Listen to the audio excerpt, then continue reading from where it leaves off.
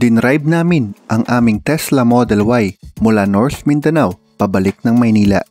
Mula sa mga ancestral homes ng Jimenez at ang bagong kakayahan na tumawid ng Panguil Bay nang dahil sa bagong tulay, dumating na ang araw ng pag-alis namin.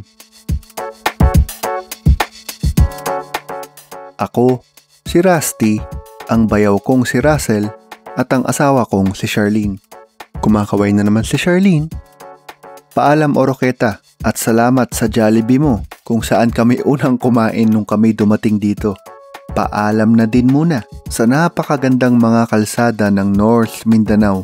Nakabawi kami sa footage ngayon dahil noong kami nagpunta dito, gabi na yun at halos wala nang makita.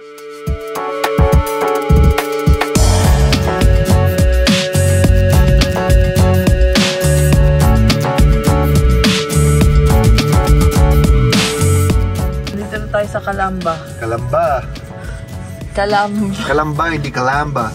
Calamba. Dito sa Calamba. Where are you from, bro?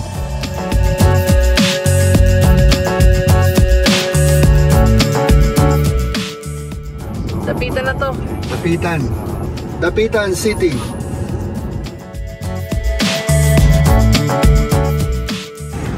Jollibee! Yung design ng Jollibee na to, ibinagay niya sa Dapitan. Tama, parang ancestral house dun. Habang pinaprocess ni Charlene ang tickets dito sa Port of Dapitan at habang hinihintay ko siya, pinisuhan kami ng isang batang maliit. At may batang dumaan kanina dito na pinipisuhan kami. Buti na lang naka-PPF kami gawa ng Limitless Garage. Pati yung harap, kung sino man may-ari ng sasakyan na yan, ng Vios na yan, pinisuhan ka ng bata. sana nakaprotection ka rin. Sabi ko kay Charlene, check niya kung may gasgas ba yung... Ay, gago. Kita ko nga. Oo. Ay, hindi. Talsik lang. Wala naman. Salamat sa bata na yon, we're off to a good start. Guys, tingnan niyo yung barko, gumigewang. Buti mamaya pa tayo. Ang lakas ng gewang. Uy, parang sasakyan ng ganyan. Kita nyo guys? Grabe. Ito po kasi yung araw na naglandfall ang bagyong Opong. Pero nasa norte ang bagyo. Wala dito sa Mindanao. Kaya lang, may free sample pa din yata dito. Ang alon. 77% pagdating sa port ng Dapitan. Ngayon, dahil may 1 hour pa bago kami sumakay, YouTube muna. Wow or what? Ano? Ituloy mo! Wow or what? Oy! Ayaw patapusin yung sentence, so what? Eto't papasok na kami. At as usual, eksperto na sa pagga-guide ng sasakyan ang mga tao dito. Para, okay, tono kaliwa. Okay. Para, okay. Para, okay. Baway, tono kaliwa. Atas ako. Para. Okay. Matapos magparada, marami akong sinagot na mga tanong. Ayos lang sa akin yun. Madami din naman akong tanong dati tungkol sa Tesla.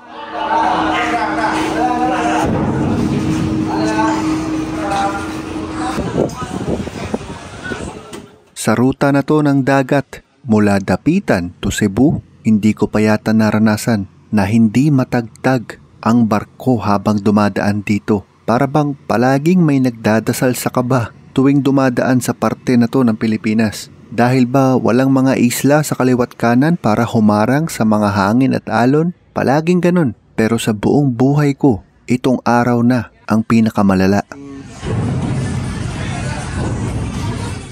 Kahit si Rusty, hindi mapakali.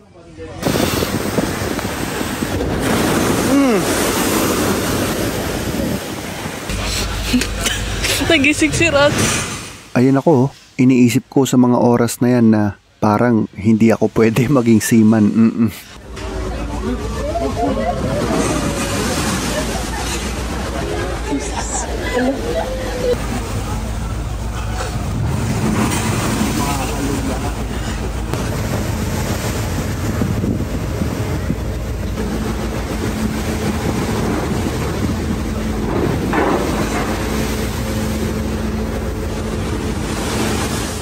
Kabado ako pero hindi ako ang pinakakabado dito. Kasi merong isang lalaki na napakataas na ng boses dahil parang sasagi na ang truck sa likod ng sasakyan niya.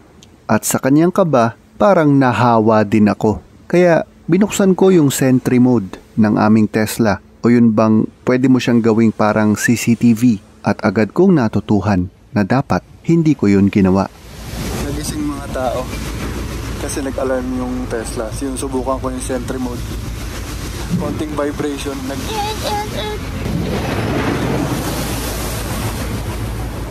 Di yung lalaking mataas na ang boses lalong kinabahan.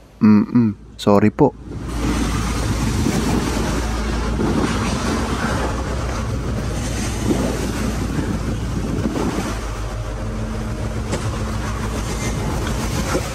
Hanggang sa wakas, kumalma na ang tubig.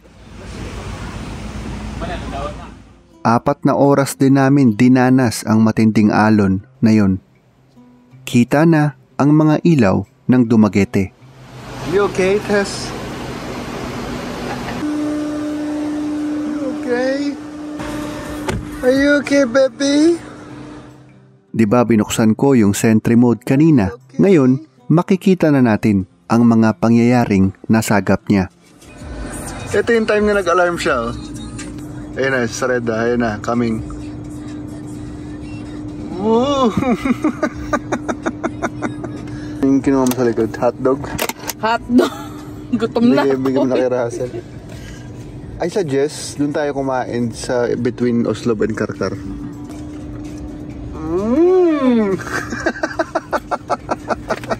Ang ending yan. Grabe yan. Parang mas pipiliin ko na yung kalsada ng Bicol kaysa sa ganun. Dito sa Dumaguete, saglit na lalabas ang lahat ng sasakyan at babalik din agad ang mga tutuloy pa ng Oslob, Cebu. Isa na kami dun. Stopover lang ito. Pinalabas lang namin yung mga pumara. Heto nga't pabalik na kami kaagad. Okay? Isang oras lang ang pagtawid mula Dumaguete patungong Oslob at tuluyan ng kumalma ang tubig. Hay, maraming salamat po.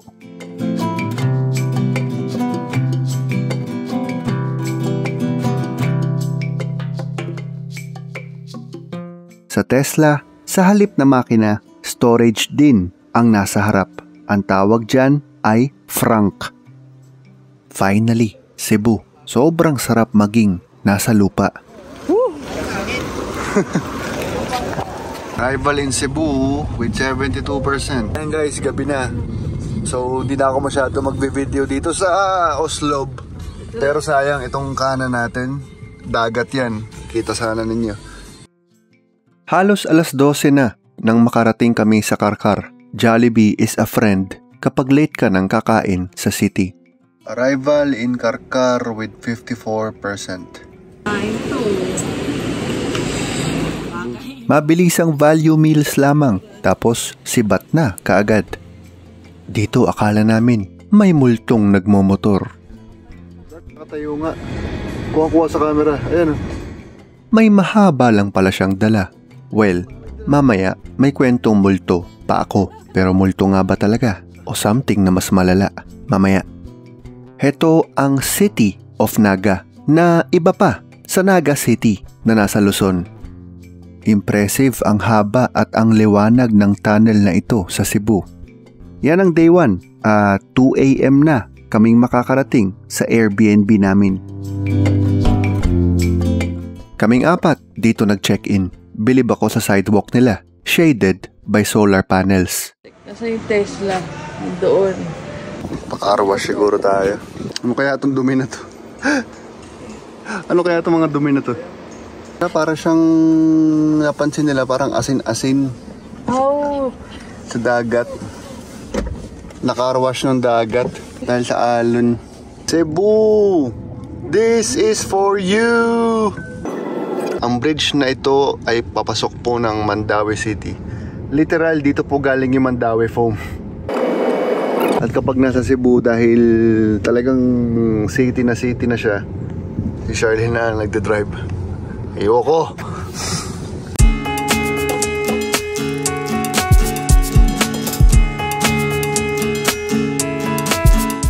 unang charging session dito sa AC Mobility sa Fortuna Street. So darating ka, open mo yung Evro na app, tapos scan mo yan. 50 minutes lang. Ha? 50. Okay na? Let's go. Kain. At mababantayan mo naman sa app mo, no? Grabe mga asin. Tikman nga natin. Hawakan mo nga, babe. Tikman natin. Ako, tikman ko. Nagulat ako sa idea ni Charlene. Pero na-impress din sa totoo lang. Ganito ka-cowboy ang napakasalan ko. Asin nga, asin. Ako naman. Sa gilid eh. Ayan. Ako naman, bidyan mo.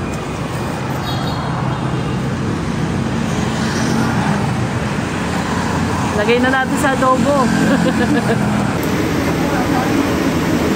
Kung matatapos yung charging ng maaga. Iba na problema namin ngayon. Dati matagal mag-charge. Ngayon, problema namin sobrang bilis mag-charge. Kasi sisingilin kami dyan ng overstaying. Sisingilin yung card ko. Yun, ganun dapat. Agree ako dun.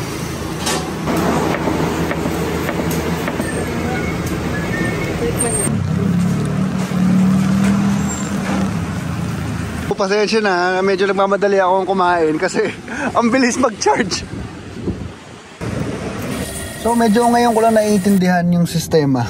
Babayaran mo muna si charging station ng fixed amount na mas malaki sa inaasahan mo. Tapos kakaltasin niya doon kung magkano ang na-charge mo mismo. Base na din sa ibang experience, para mas madaling mag-compute sa isip, 24 pesos kada 1% kung magcha-charge ka ng Tesla Model Y. At syempre maaaring magbago yan.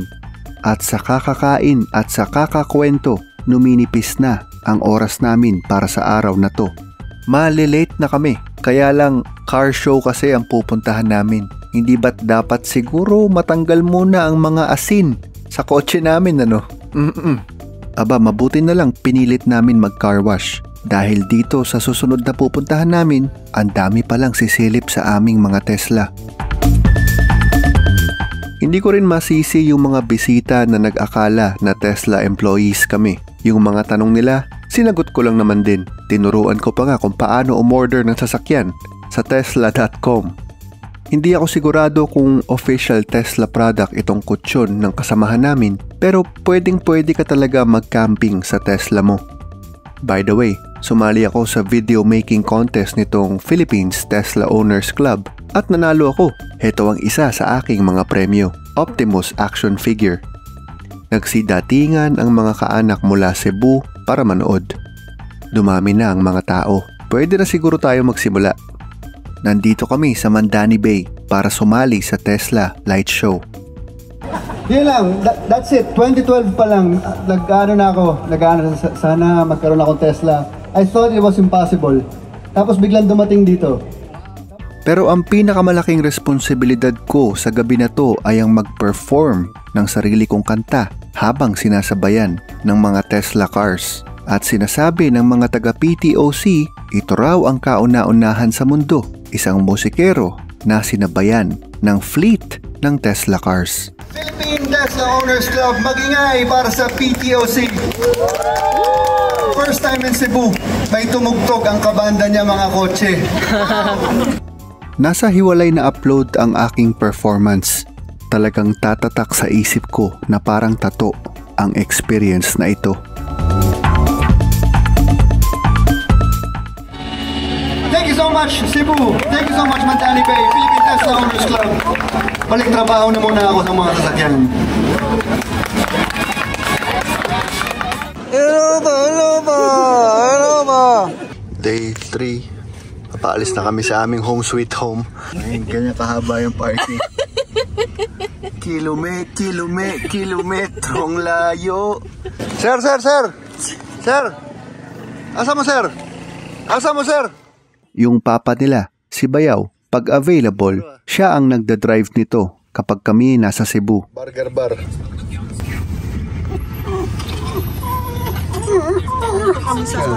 Give me Santos. Baka ano lang, baka pa rin, pero yun na nga. Solar roof yan. Baka yung bubong niya pang supplementary charging lang. Yung main niya ano lang, plug pa rin. Itong Cebu Cordova Link, mas maluwag pa kaysa sa Skyway, maganda ang markings, perfect grounds, sisiw lang to para sa autopilot.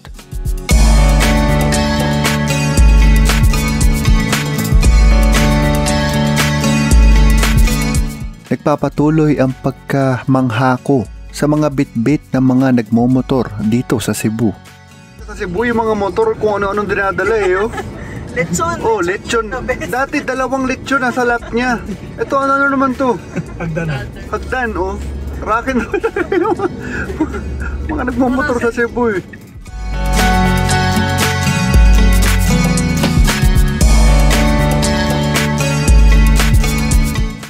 Giant Santo Niño. Tapos dito may Puso Village. May burger bar ka. Ayun, mukhang puso.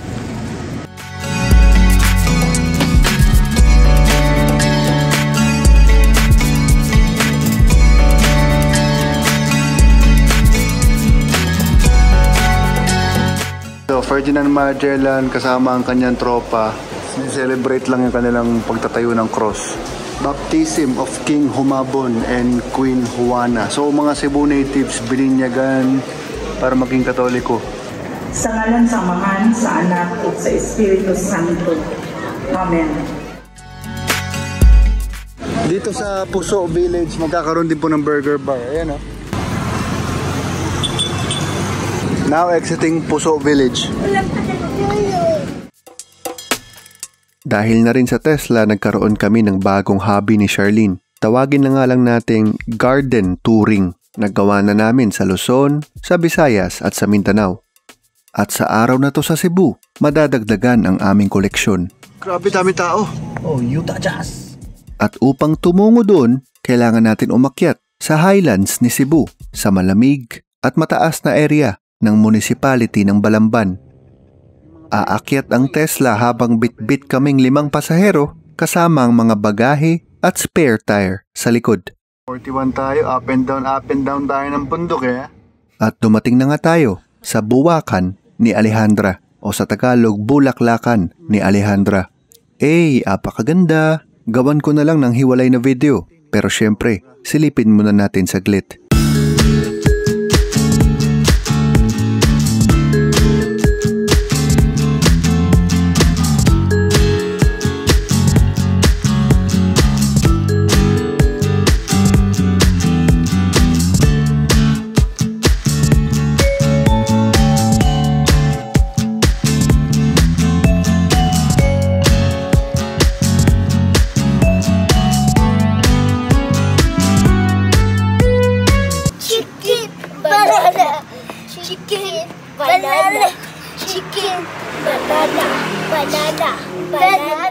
Tuwing kami ay dadaan sa Cebu, it's a time to slow down with the family. Kaya naman hindi ko kayo mabigyan ng listahan kung magkano ang total nung natakbo o nagastos dahil hindi ito diretsong point A to point B na biyahe.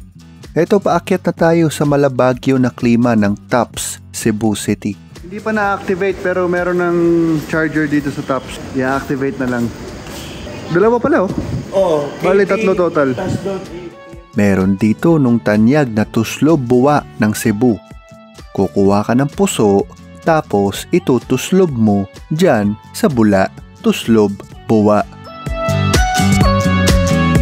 Change venue na muna ang sundalo at ang kanyang K9. At nasa Tops lang din, nandito ang sumisikat ng burger mula sa burger bar. Uwi na kami with... Dito po ay pinapakita ko na habang bumababa kami ng bundok ay tumataas ang charge ng Tesla. Ang pagtaas po ng charge na yan ay dahil sa tinatawag na regenerative braking. Kapag pumipreno ang Tesla, ibinabalik niya ng konti ang charge. Today, Cebu to Luzon po ang ating tatahakin. At matapos ang lahat, matapos ang nag-light show kami at umakyat sa 2 mataas na punto sa isang bundok. Pagkatapos namin mag fully charge, nasa may 30 na kami ngayon. So charge muna ulit bago mag-drive papuntang Luzon.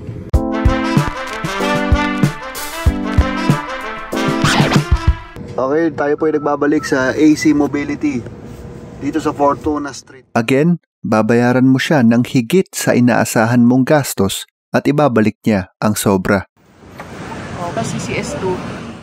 Kapag ganito na kababa ang kailangan mong i-charge, dapat marunong ka mag-timing, mag-charge habang kumakain. Hindi ito issue para sa amin sa Maynila dahil nakaka-charge kami sa bahay. Pero for long drives, this is the way. Kain muna tayo dito guys habang nagcha-charge.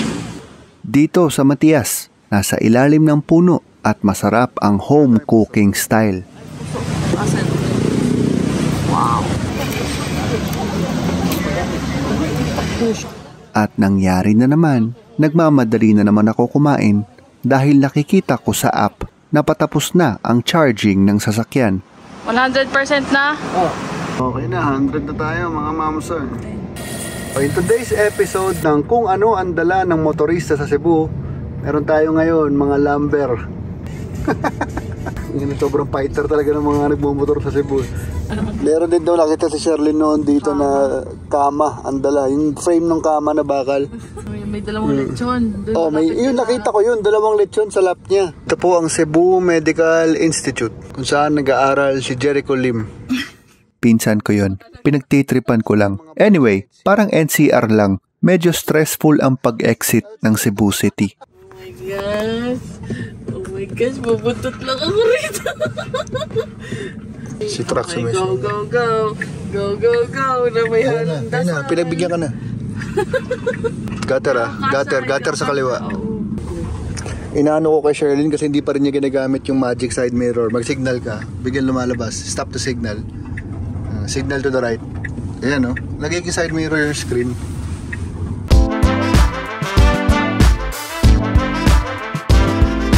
Yung pong motor na naka-black, nagmamadali na sumulpot sa aming kanan.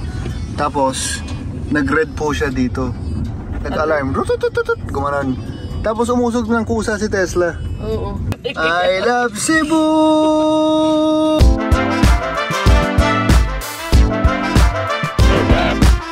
Tara po tayo sa Carmen. Tapos meron silang signage na nakalagay Amazing Carmen. Na-flatter naman kami. Kasi para kaming pinuri, di ba? Amazing Carmen.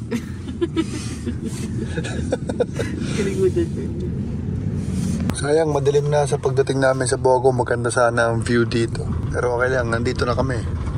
At dito po sa Bogo, Cebu, may AC Mobility na charging station. Dati, wala po kami binayad dito. Sana ngayon ganun pa rin. Let's see. Hindi na siya libre. But it's okay. 25 minutes lang. Mula 67%, sumagad na kami to 100. Kakargahin na namin ang charge na ito hanggang Luzon. Mula Bogo, magdadrive pa kami pa norte, patungong Daan Bantayan sa Maya Port. Ganda ng kalsada, North Cebu. Dumating na po kami sa Maya Port at next stop is Luzon. Eat na. It's okay. It's all you want. Habang nakatambay na kami sa pier, ay pumatak na ang alas 12, ang bagong petsa, September 30, 2025. Kung hindi ninyo maalala ang mga pangyayari sa petsang ito, pues ipapaalala ko. Na late ang pagdating ng barko. Baka 2 AM na kami makakaalis. Pwede na manaog sa hero, sir? Baba daw po sa hero. Okay. Bye-bye. Hindi sumabit.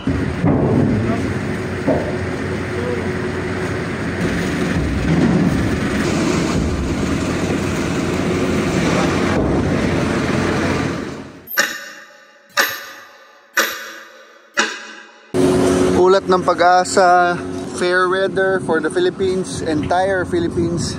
Walang binabantayan na low pressure area. 10 hours ang barko na to, papuntang Matnog. Di tulad nung unang barko, swabe ang isang to. Nakatulog kami ng mahimbing. Good morning, Rusty.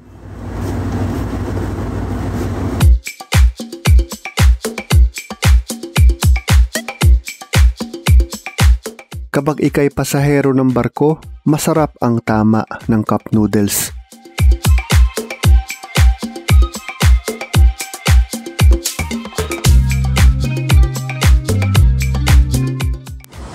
Butuan, Luzon. Ang Matnog. Kami yung clouds, parang may frame.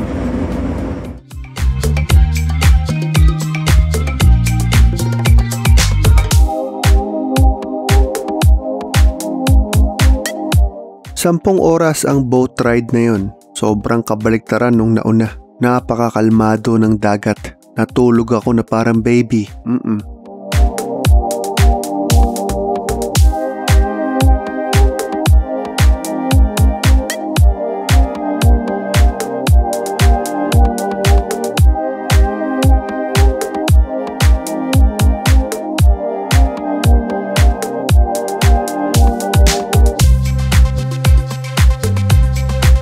Ito ang mga kalsada ng Sorsogon, palagi kong bukang bibig. Isa sa mga pinakamagandang nakita ko sa Pilipinas. Kabilang sa aking mga bukang bibig ang North Cebu at North Mindanao. Siguradong madami pang iba, pero itong mga to ang mga nakita ko na.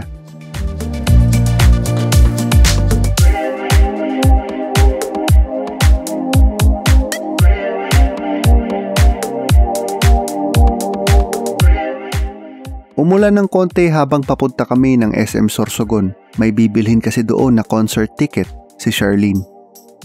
Kinita ko ang long time na kaibigan na si Edison Santa Maria. Munting reunion. Daig pa ako nito pagdating sa Tito Jokes. Siya daw ang may-ari ng SM. Tingnan ko lang daw ang apelido niya. SM Santa Maria. SM.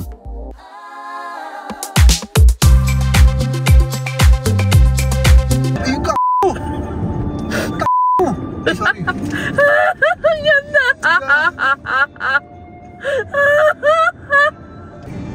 React to ni Luis. Swerte ni Russell. Swerte ni Russell. Knock. Who's there? Mayon. Mayon ho. You're my only one. Okay. Ano yung kanina? Si Edison yun. Tropa ko yun.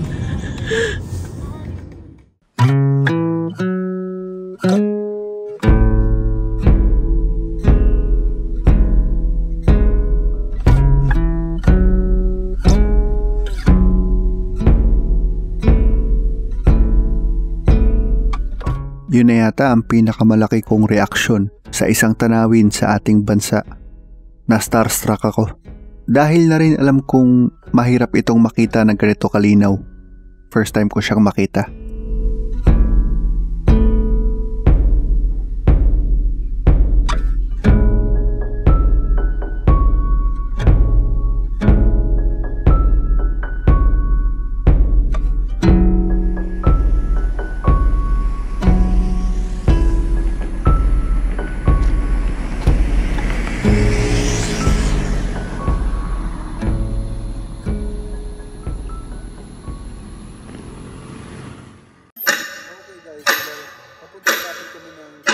Kaya lang sa Evro app lumalabas yung charger nila na offline, dalawa.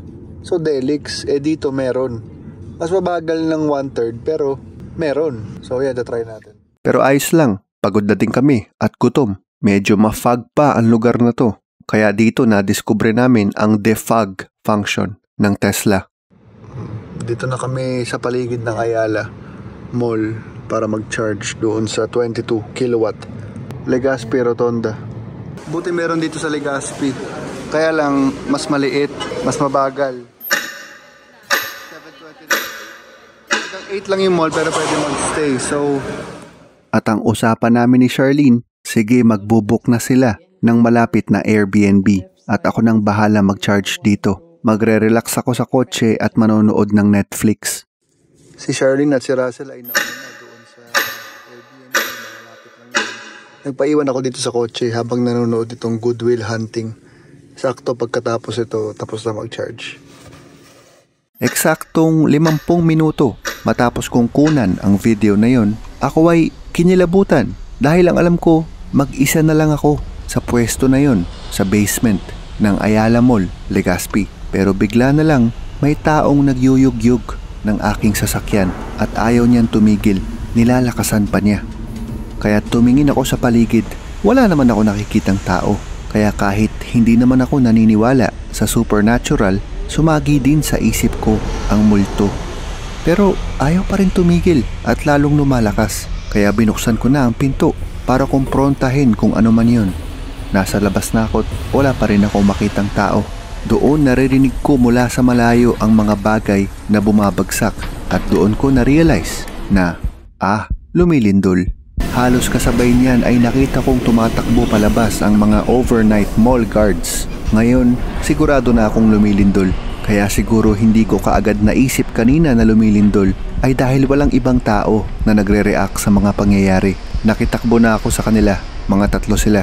Doon kami dadaan sa rampa sa kung saan dumadaan ang mga sasakyan pababa ng basement. Tumatawag din si Charlene sa phone. Sinagot ko pero sa dami ng hinga sa boses niya, halos wala akong maintindihan. At habang tumatakbo kami ay nag-brown out. Pero sa wakas, nakalabas na kami. Madami na ang mga tao sa labas. At naiwan pa sa basement ang sasakyan. Mga ilang minuto matapos niyan, matapos maipon ang lakas ng loob, tumakbo ako pabalik. Tinanggal ko ang charger, sinabit, at nagmadali na akong mag-drive palabas. Nakuha ko na ang location ng Airbnb, 12 minutes away, pero napakasikip na mga eskinitang kailangang daanan. Ligtas akong nakarating. At nadatnan kong stressed out si Charlene. Ito ang lindol ng September 30, 2025. Ang epicenter, Bogo, Cebu. Yung lugar na dinaanan namin. Kagabi lang yun, nakunan pa nga namin ang masiglang area ng McDonald's sa Bogo. At ito na ang nangyari sa kanya 27 hours later mula sa kuha ni Anthony Comedia. Matapos ang lahat ng yan, hanggang sa pagkising, mayat mayang umiiyak si Charlene. Halo-halo kasing palaisipan, kumusta na ba ang Cebu? At tuwing naiisip namin na doon kami nanggaling, nakaka-overwhelm. Ito nga pala yung iskinita na tinakbo ko kagabi. Napakanipis, para bang pantao lang dapat to. Ngayong umaga kahit nang lalamya pa kailangan na naming buksan ang aming mga mata. Dahil kahit medyo may ilaw na ang hirap pa rin dumaan dito. Babangga na. Camera mo. Gonna cry. My skills. It's killing. Klaro pa rin at maganda pa rin ang Mount Mayon. Pero ang pakiramdam sa loob ng sasakyan, tulala pa rin. 3 hours ago, pumutok po yung Taal. At habang umi-exit kami ng Legazpi, napansin namin na ang kapal ng fog kahit saan tumingin. Considering na nililindol ang Pilipinas at nasa paligid kami ng bulkan, may halong kaba pero namamangha din kami. Sobrang kapal ng fog na wala po si Mayon. Patawanin ko nga muna itong asawa ko. Zero bilibisi. Bilibisity.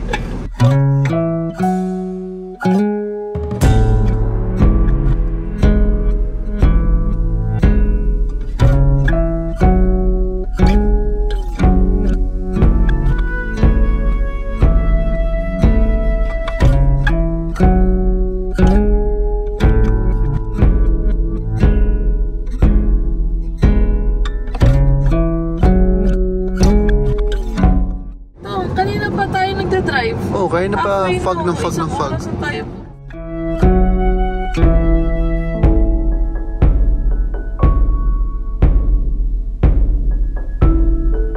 Nasa Camarines Sur na kami. Ang kapal pa rin ng fog. Sur, thank you for the memories.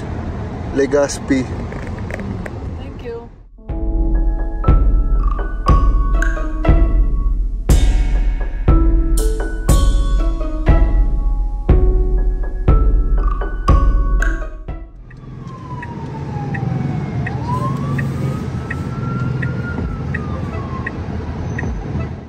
Pili, Camarines Sur. Dito ay hihinto kami para sa pinaplano naming charging session. Charging na po tayo ulit dito sa AC Mobility sa Pili, Camarines Sur.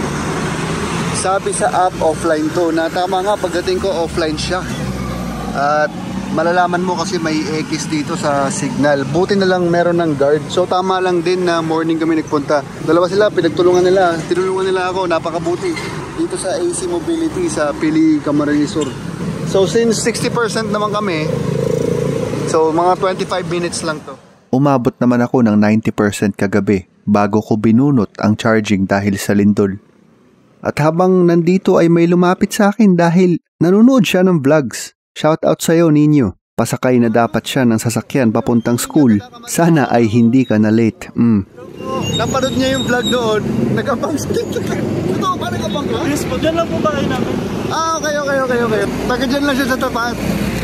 Okay, so nung papunta po kami Mindanao, dito kami dumaan. Yan. Pero dito po yung matindi ang lubak. Okay, at balita ko sa pinsan ko mas okay daw dito sa may daet. So, yan ang gagawin namin ngayon. Sa may daet tayo.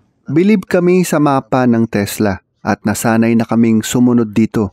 Pero sa kahit anong teknolohiya, paminsan mas kilala mo ang sarili mong lugar. Halimbawa na lang, pumasok kami sa diversion road na ito na hindi dapat namin pinasok.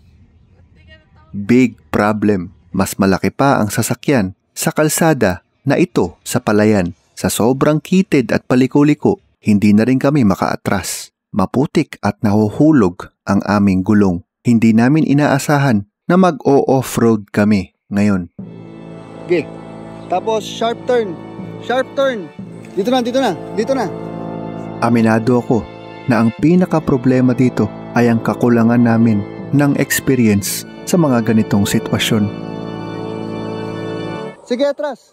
Mahirap na maging cameraman kapag problemado, pero ilang beses nahulog ang mga gulong. Narinig namin na kumaskas ang tiyan. Dumampot na ako ng malaki at maputik na tangkay ng niyog para maging rampa. Sige. Malapit na ba, Russell? Aba pa? Fuck.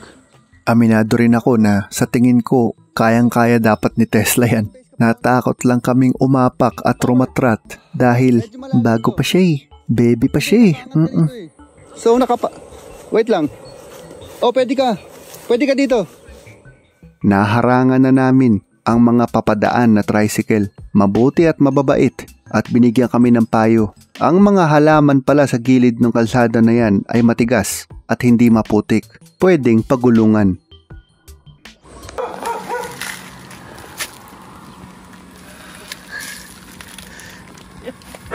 Rock and roll.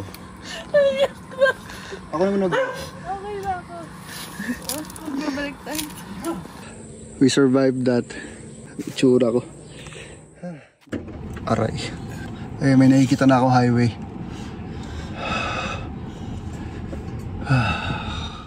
Mahigit 30 minutos ang buong sitwasyon na yun. Kasama na ang pag-ocular namin ni Russell sa unahan. Pati ang paggilid ni Charlene saglit para makadaan lang ang mga naghihintay. Hiyang-hiya kami sa kanila. Pero sa totoo lang mostly dahil lang yun sa takot na baka kung ano mangyari sa gulong o sasakyan. Sa totoo lang, kapag nagde-decide si Charlene na pumawer sa accelerator, kaya naman. Power! Sensya na! Thank you! Yan nga pala ang Barangay Balagbag, Camarines Sur. Paalam, Balagbag! Katunog ng pagkahulog ng gulong. Kaya pala Balagbag. Mabilis ang check sa tire pressure. Ayos pa naman. Ang sarap. Nasa semento na kami at wala sa putik. Nasa may recommended range pa rin.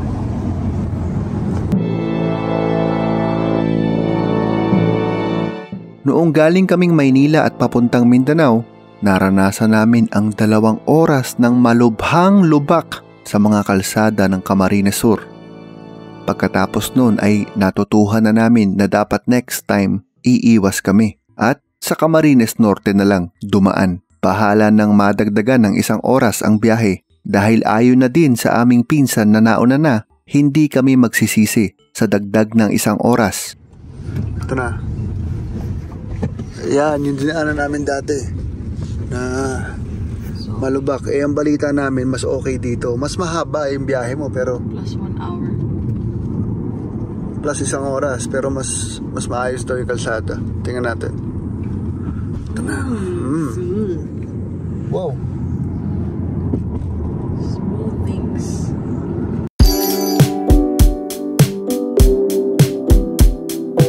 Okay, so far so good. Wala pa tayong Lubak Nation. Lupa. Arriving in Daet in 1 hour. Gutom na kami kaso magdadaet kami. Yun ba yung joke mo? Oo. Goods pa rin ang kalsada so far. Si Charlie nag-drive buong Cebu. Tsaka ang kinuha ko lang ay Mindanao, tsaka Albay, ay Sorsogon. Aba, kanina pa kami nagdadrive at ang ganda pa rin ng kalsada. Idagdag na nga natin itong Camarines Norte sa listahan ng aking Best Kalsada Awards. Sa Talisay na po kami at mukhang hindi kami tatahak ng Daet. Pero ang ayos pa rin nung daan. So far so good. Look at that. Matinding ligo ka pag uwi, Tesla. And for lunch, for some reason, medyo nagke-crave kami para sa karinderya at ito ang nahanap namin sa Talisay, Camarines Norte. Sa punto na to, nasa labas lang kami ng Daet at may joke ako na matagal kong hinanda. Sabi ko, pagdating ng Daet, bibili ako ng soft drinks para sabihin ko na special ang soft drinks dito. Dahil kapag bumili ka dito ng Coca-Cola, ang tawag dito ay Daet Coke. Thank you for listening. Ako naman ang driver at nagpapatuloy ang kagandahan ng kalsada ng Camarines Norte. Wow.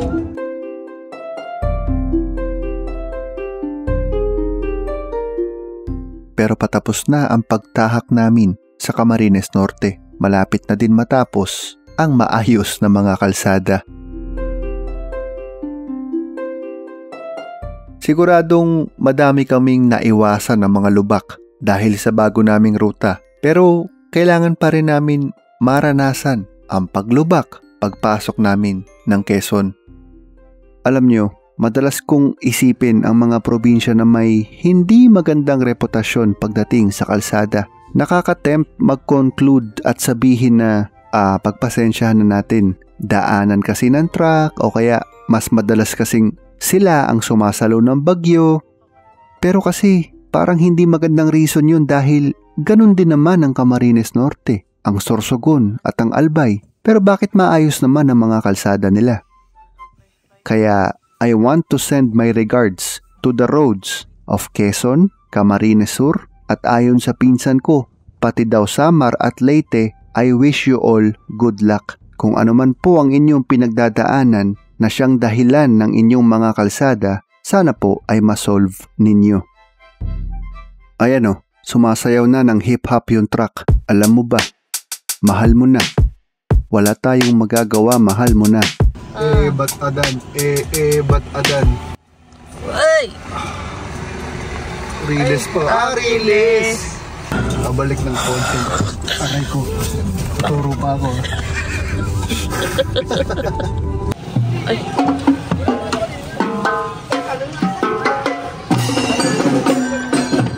Tira mo yung soundproof ni Tesla, ha?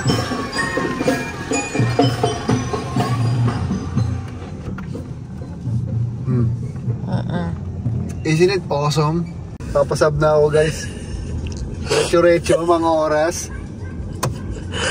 Boundary na ako eh. Boundary na ako. Kota na ako. Kita mo, iilaw dapat ako. Wiper na napipindot ko, guys. Recho-recho mga oras. Wow! Sab na. Si Charlene na dadaan sa pasikot-sikot. O sa, wag mo lang ibalik sa palayan, ha?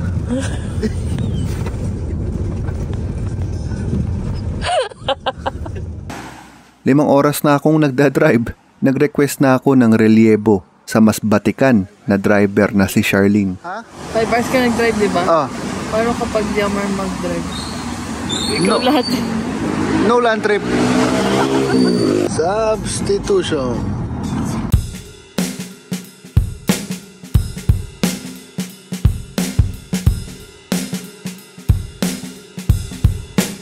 At nandito na tayo ulit sa tanyag na zigzag sa Atimonan. Nagkamali ako noon nung tawagin ko tong bitukang manok. Ayon sa mga comments, ibang lugar daw yun. Merong 3 pangalan ang zigzag na to. Officially, ito po ang Old Atimonan Zigzag Road. Pero interesante ang kanyang 2 nickname. Ang nickname niya ay 3 M mula sa letter M ng Espanyol, M, dahil formang letter M ang mga sigsag at may tatlong ganon. Kaya tinatawag tong tatlong M or M for short. Dito ay naging tradisyon na ang paghuhulog ng barya para sa mga guide na ginagabi pa nga dito. Minsan kasi may kasalubong kang hindi mo basta-bastang makikita, sila na ang nagpapara sa mga sasakyan. Kami sa taas, oh. Iba ang vibe dito sa gabi, para kang nasa Nat Geo documentary. Grabe yung sound no? Nat Geo eh.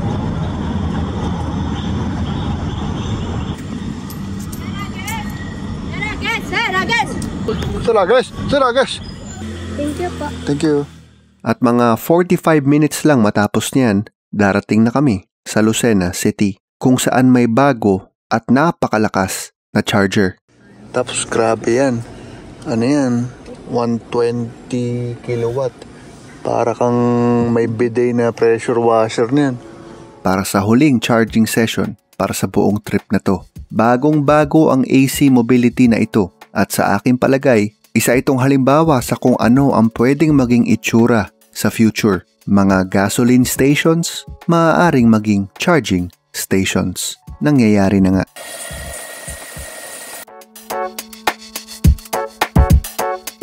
Heto na. Final stretch.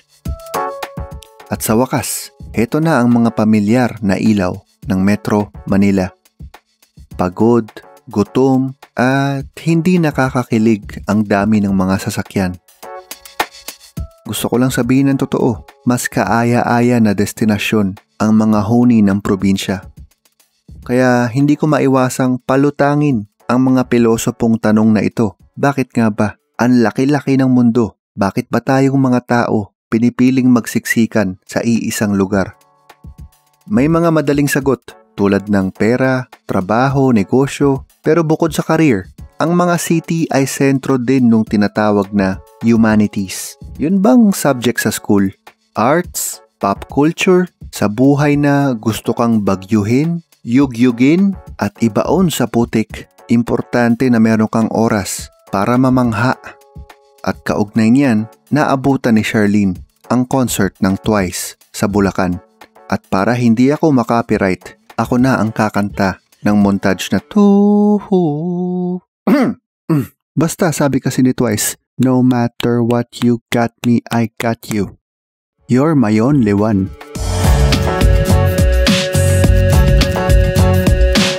Hinihintay ko pa rin na may makita akong mas maagang documentation. Kung wala pa rin, baka ito na po ang kauna-unahang Tesla o EV road trip from Luzon to Mindanao at pabalik. Yan na po ang episode 13 ng aming Tesla serye. Salamat sa pagsubaybay.